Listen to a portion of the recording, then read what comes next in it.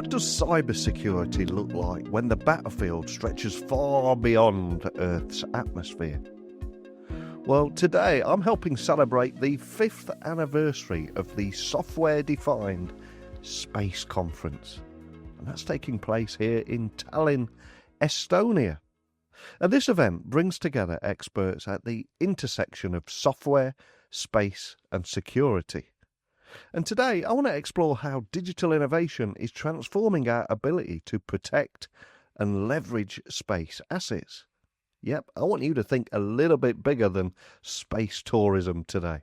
Because today I'm going to be joined by the CEO of the Estonian Defence and Aerospace Industry Association to talk about how Estonia, a nation of just 1.3 million people, has built a globally respected reputation in cyber defence and space innovation.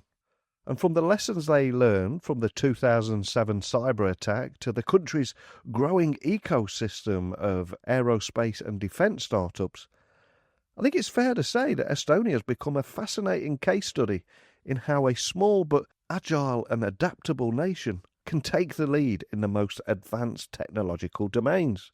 So I invite you to join me today as I explore what makes Estonia's defence and aerospace industry so unique, and also how space and cyber technologies are increasingly intertwined, and how a new generation of engineers and entrepreneurs are already redefining what's possible for Europe's security and resilience. But enough scene setting from me. Let me beam your ears all the way to Estonia, where you can join me directly on the show floor here. So thank you for joining me on the Tech Talks Daily podcast here in Tallinn. But for everyone listening, can you tell everyone a little about who you are and what you do? My name is Kalev Koidumäe and I am the CEO of Estonian Defence and Aerospace Industry Association. And we're talking today as we celebrate the 5th anniversary of the Software-Defined Space Conference, or the SDSC series, which is dedicated to the critical realm of cybersecurity and software development in space, which is incredibly exciting. But how would you describe the event to international listeners? I would say that's a good event that will explore more about the Estonian technologies, what our companies can provide for worldwide. If we were talking about the Estonian defence and aerospace industry, so the Estonia is relatively small country, 1.3 million population. So if you would like to be successful on international markets, we have to create something very unique. So in this regard, I would say that the uniqueness in Estonian defence and aerospace industry, it's one component, of course, cyber. And when we talk about the cyber, we have certain references as well. In 2007 was first, I would say, the cyber attack in this scale from one state to other, and it's Russian cyber attack towards Estonian IT infrastructure, governmental one. That's mean that the Estonian infrastructure was designed right way. He didn't fall down. He got some damages. It's still operational. And I think this reference works even today very well. Just few weeks ago, I asked from one of our member companies, IT companies, is it true or is it just some gossip? Everyone talking about it, but they said no, that's actually works pretty well even today. And as we talk about today and the state of cybersecurity today, especially in a period of enhanced global conflict, how do you describe the current state of Europe's defence and aerospace industry? And where do you see Estonia fitting within that shifting landscape? Because you're obviously you've got your troublesome neighbours, shall we say? But where do you see yourselves? Let's maybe first explain about that our space activities, what our companies are doing in Estonia. Around 100 companies who was somehow linked with the space sector. It was also surprising for me. In our association, we have, let's say, 50 or 20 pretty active ones. Among these 100 companies, what was the statistics? 50 of them have contracts with other partners, organizations, and the main focus for the export markets as of course. because our own domestic markets in space field, it's pretty limited. But we have the historical roots, let's say Tartu University, Tartu Observatory. They have quite long, back in time, some experience with the space science. And that's, I would say, the basis for Estonian space companies, many ways. So what our companies are doing in the space, of course, all related with the software. The company is also building different camera solutions for satellites. The main market is then to Europe and US, and different type of the material developments, and of course all the satellite services. So the space sector, it's very important. And when we're talking about with the defense, the space is one of the domain out of 5 in NATO as well. That's the land, air, navy, cyber, and space. So the space technology is also organic part of the defense today. And as we see what's going on in Ukrainian battlefield, so at all the operational planning phases, you will need the information about the weather conditions, which is coming from where? From satellites. If you start to plan the operations, targeting, where is the opposing forces, where to send the rockets, you need that information is coming from the space. So the linkages, it's pretty big one if you compare with the space. And of course the cyber part of it, because in modern battlefield, the means and counter-means competition, it's the constant fight. And let's say the cyber domain, or protect the systems, protect the weaponry, that's pretty valid part. When we talk about the cyber in Estonia, to that our references, our maybe knowledge about the cyber, I would say it's pretty high. And the basic education, it's giving even the pupils in school about the cyber, we call it cyber hygiene. Do not push every link, and be aware of it. In the let's say in the businesses, the companies also put a lot of effort into the cybersecurity, and in governmental officials, as myself, I'm reserve officer I did 31 years service in Estonian Army. Basically, every year we had the cyber tests. So you have to be aware, and of course, all the threats, they are also changing in the time. Yeah. So, and that's maybe a bit explaining about the background, where we are in the cyber, let's say, domain in Estonia as a society, and what our space companies are doing in space market, and how they link with the defense today. And I'm so glad you've raised this, because there will be people listening all around the world, and when they hear about space, they think moon landings, space tourism, but we take so much for granted of the role of those satellites in space, don't we? Whether it be in conflict or even in our everyday life. How you came here, you use navigation, for example.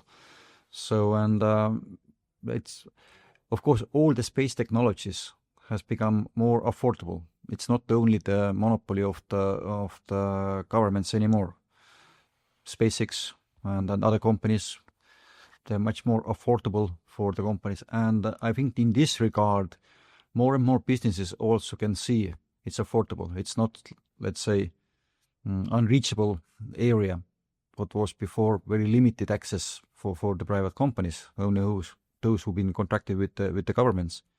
So, and in this regard, I see that all these technologies will rapidly developed, because it also technological, how to say, development spin moving faster and faster. Compare with your parents, for example, when they went to labor market, basically they use the same skills and tools to the retirement. Yeah.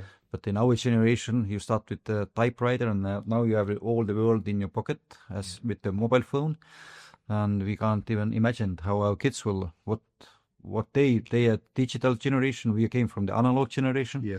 So, and they maybe will have to move to the quantum generations, would say. Wow.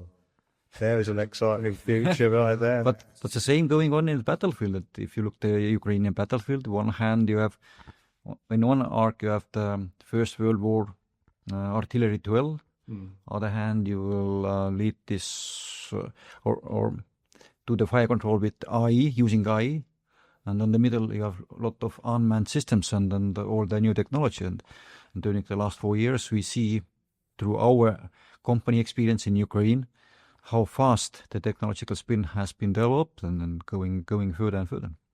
And you have a unique perspective here as both a reserve colonel and now an industry leader. So how do you see that relationship between national defence priorities and technological innovation? How do you see the two of them colliding and evolving together? It's pretty normal in Estonia, I would say, because we have a reserve army and many, let's say, business owners, engineers, scientists, governmental officials are somehow linked with this. They've been part of the reserve wars, or they're members of Volunteer Defense League, for example. So and that's somehow how the society also aware about the situation, and at the same time it can reduce, let's say, the scare also what's going on, because we know what we do, and in this regard I would say that reserve military personnel, they also can bring the knowledge from defense forces to the industry, because government has been invested so much to them anyway, and of course they absorb during the 30 years all the resources from them, but there's still left of the resources and knowledge of those people, and we have also quite a nice number of reserve officers, generals who right now pretty active on the defense industry. And of course, the war in Ukraine has changed how many countries think about the readiness and innovation and indeed technology. So what lessons from that conflict are shaping your approach in Estonia to defence and industrial strategy too? When we're looking about the all political security, political situation in the eastern flank of the Europe, we have our neighbors, Russia, have been hundreds of years, but of course, we know from our past, you have to be ready for the worst case of scenario, and to be ready, you have to prepare yourself. And if you're prepared, then you know how to act and how to face it. And that's what our military, our government, our society doing on a daily basis. So we have a reserve army. We can't afford for us fully professional. But we have the wartime structure, 50,000 people who've been trained and equipped, and the constant training going on, people who are in reserve. Also society, local communities, they have some risk plans. It's not only that, okay, we are doing it right now, do that, but of course it push somehow to do certain project faster what was it planned before. When we talk about state defense side, that the Estonian defense budget will be increased next year up to 5.4% of the GDP, which is a huge of, let's say, effort from the governmental side. And there will be also quite a number of defense investments. And of course, the Estonian defense and space industry will be also part of the investments, because what's possible to make in Estonia, that we will provide for our armed forces, is some systems, products or services. And of course the localization, there will be also definitely weapon systems what we are not making in Estonia, what government will buy, but due to the localization we see also possibility to be part of supply chain of the bigger primes, and also through that we will have some technological transfer to Estonia, so it win-win for both sides. And of course, smaller nations often face the challenge of maintaining sovereignty while participating in wider European and NATO collaboration. So how do you navigate a balance like that in Estonia?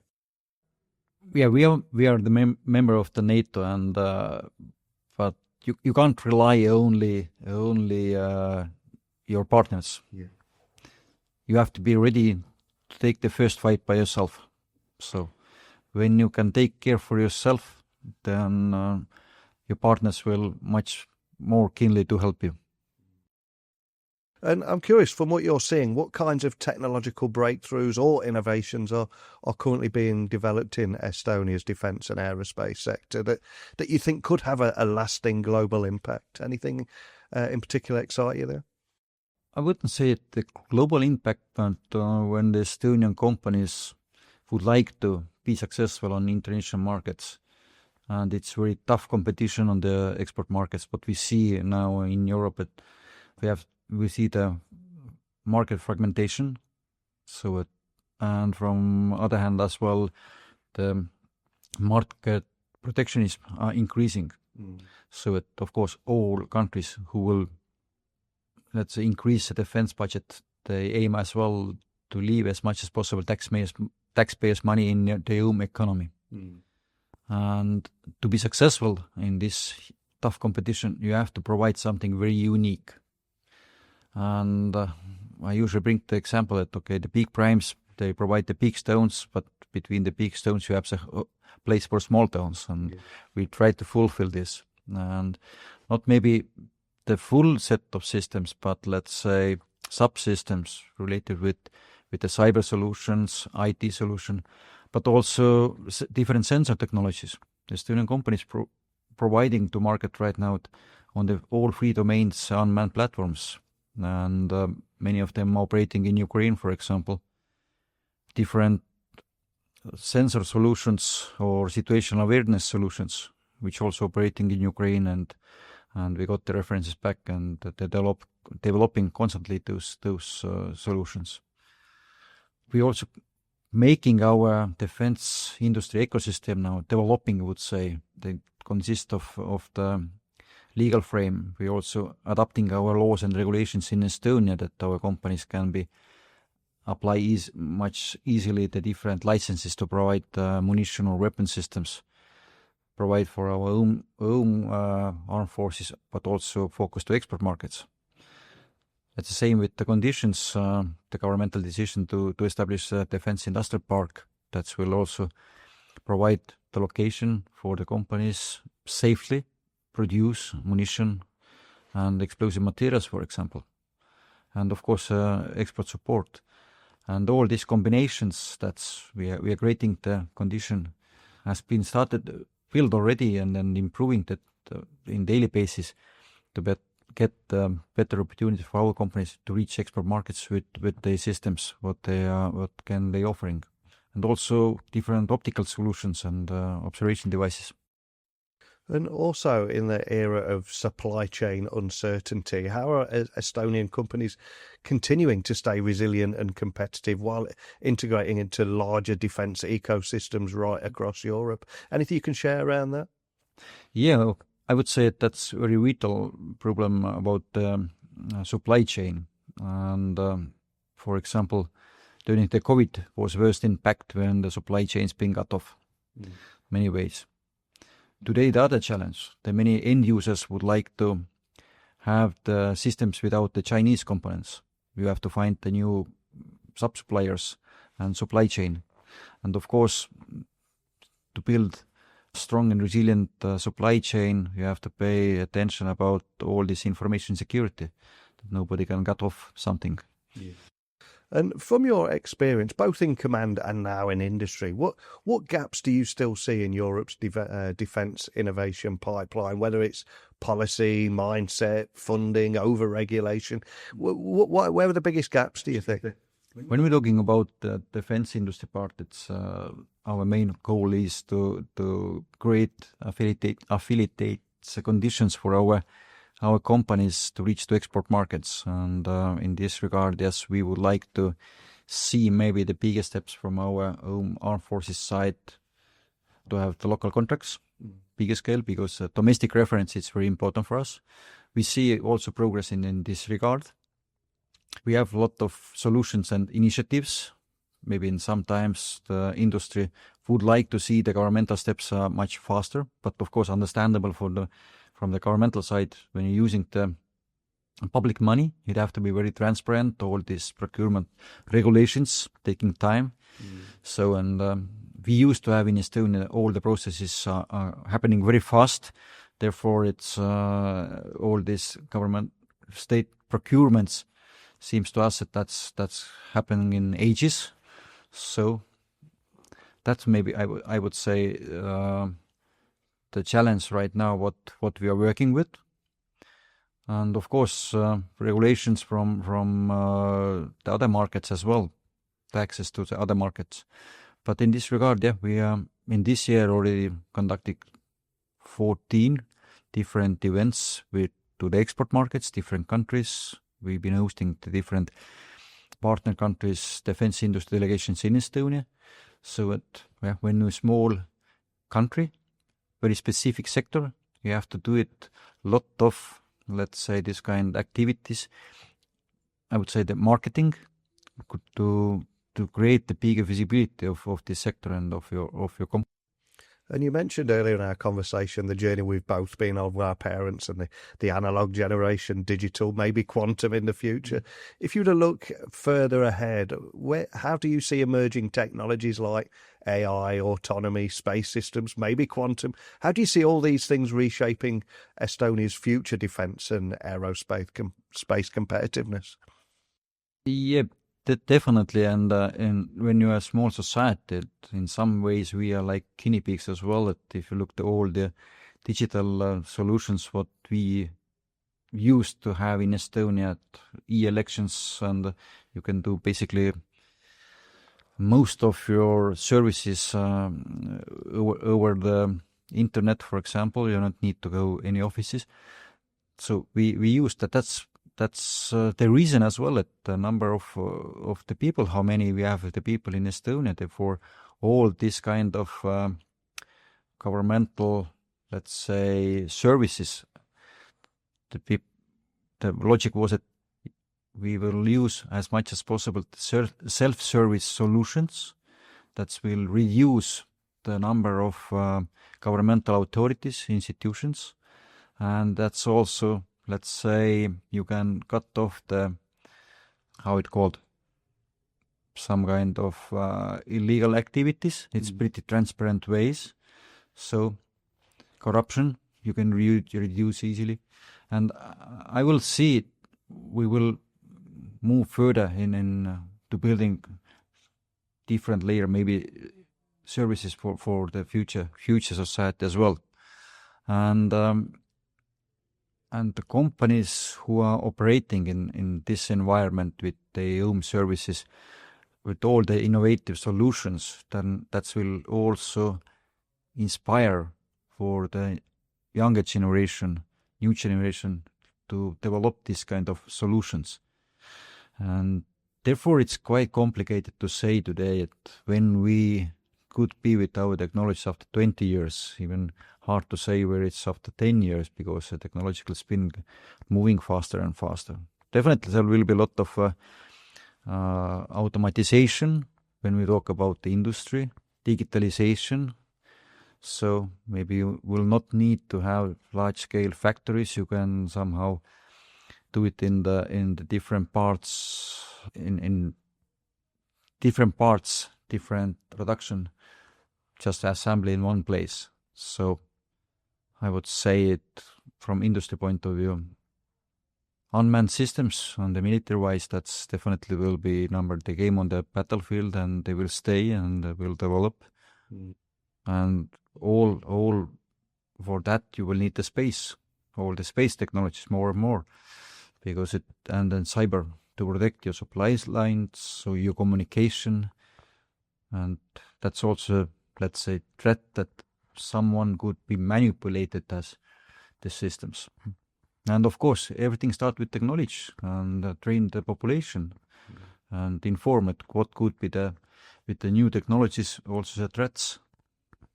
I think that is a powerful moment to end on. I love the point you made about bringing the next generation along for this as well. And for anyone listening, maybe they want to dig a little bit deeper, explore anything we talked about. Is there anywhere in particular you'd like to point everyone listening?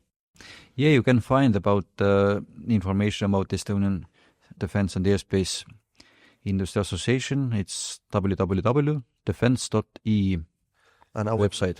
And I would urge everyone listening to check that out. I think for too long we've kind of dumbed down space and talked about space tourism and things like that. But thank you so much for shining a light on this. Really appreciate your time. Thank you. And as my conversation here in Tallinn, Estonia draws to a close, I find myself struck by how Estonia's story illustrates the future of defence and innovation. Because my guest painted a vivid picture today of how software-defined space, cyber resilience and industrial agility can all coexist. And I'm seeing first-hand evidence of that here in this small but incredibly forward-thinking nation. And whether through its digital governance, reserve army model or collaboration with NATO allies, Estonia is continuing to show that scale is less important than strategy.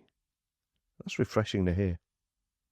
And the challenges facing Europe's defence and aerospace sector, they are incredibly complex, far too complex to cover in a 30-minute podcast. But so are the opportunities, from AI-driven operations to the integration of cyber protection across every domain. My guest reflection today reminded me of the next frontier of security and how it will depend as much on digital literacy and collaboration as it will on hardware and funding. So as we wrap up this special edition of the Tech Talks Daily podcast from the Software Defined Space Conference in Tallinn, Estonia, I'd love to hear your thoughts. Maybe you're listening in a small nation just like Estonia, and maybe you're helping set a new standard for innovation too. Whether it be in defence, space or anywhere, let me know what you're thinking after listening. I'd love to hear from you. TechTalksNetwork.com is our website. You can also connect with me on LinkedIn, X, Instagram, just at Neil C. Hughes. Let me know. But that's it for today. I'm going to try and grab another guest here on the show floor to have a little chat with, and I'll meet you here, same time, same place tomorrow. Bye for now.